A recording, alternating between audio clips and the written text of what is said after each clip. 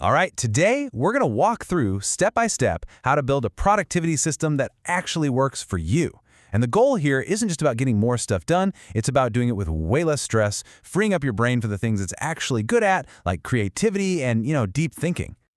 So, let me ask you something. Do you ever just feel that constant, low-level buzz of anxiety from trying to remember everything? That birthday party in 2 weeks, the email you've got to reply to, that brilliant idea you had in the shower? It's just exhausting, right? Well, that mental load is exactly the problem we're going to solve today. Okay, think about it like this. Our brains are absolutely incredible at certain things. Creativity, being present with the people we care about, connecting random ideas. But what they are not good at is acting like a computer's hard drive. They are terrible at storing endless lists, dates, and files. And that's where a system comes in. You offload all that remembering, so your brain can get back to what it does best, solving problems and coming up with great ideas. So here's our game plan. We'll start with the why, which is super important. Then we're going to build our system from the ground up, layer by layer. We'll go from basic organization all the way to a powerful creative tool. By the end of this, you'll have a really clear path forward. So why even bother with a system in the first place? Honestly, it's simple. It's about reclaiming your time and your mental energy. By giving the job of remembering to an external system, you free up your mind to actually focus on what matters, whether that's your work, your family, or your hobbies. And this quote right here, from the productivity guru David Allen, is the philosophy behind everything we're about to do. The second you truly get this, that your brain is a fantastic idea factory, but a really terrible office, that's when you start to see just how powerful an external system can be. Okay, to make this whole thing easy to remember, we're going to structure it with a simple 3-layer metaphor, inspired by Harry Potter, of course. Layer 1 is the Ron layer. It's all about the fundamentals, just getting your life in order. Layer 2, that's the Hermione layer, for all the learners out there who want to capture and retain knowledge. And finally, Layer 3 is the Dumbledore layer. This is where the real magic happens, turning all that information into creative gold. So, let's start at the beginning with Layer 1, the foundation. These are the 4 absolute non-negotiables that pretty much everyone needs to function in the modern world without being a complete stress ball. The foundation really just boils down to these 4 pillars: a calendar, a smart way to handle your email, a truly reliable to-do list, and a system for all your files. Seriously, get these 4 things right, and you've already wiped out a huge source of mental clutter. And this is the golden rule. I mean it. Your calendar is not just for meetings, it's for everything. The second a friend invites you to dinner, it goes in. Block out time for deep work, for the gym, for calling your mom. When you truly live by your calendar, you give your brain permission to stop trying to remember where you need to be and when.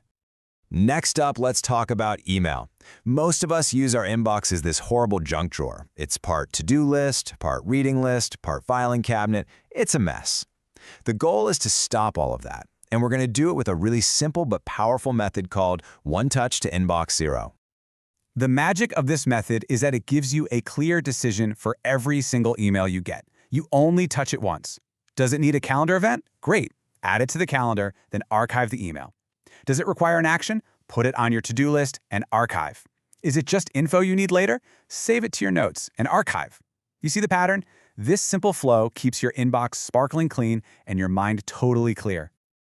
Okay, so that brings us to the to-do list. And this is probably the single biggest mistake that people make.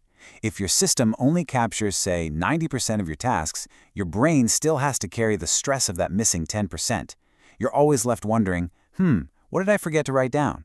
And that completely defeats the whole purpose of the system. So here is the absolute key. You need 100% coverage. The moment a task pops into your head, whether it's buy milk or send that thank you note, it has to go directly into your system, immediately. And for those bigger, vaguer ideas like learn Spanish or start a podcast, you use a someday/maybe list. This tells your brain, hey, I got this. It's captured. You can let it go now. All right, so all your tasks are captured. What about all your digital stuff? The random files scattered everywhere. That brings us to the final piece of the foundation, file management. The idea is to have one central cloud-based home for everything. Google Drive, Dropbox, whatever you like. All your photos, work files, important documents, everything in one place.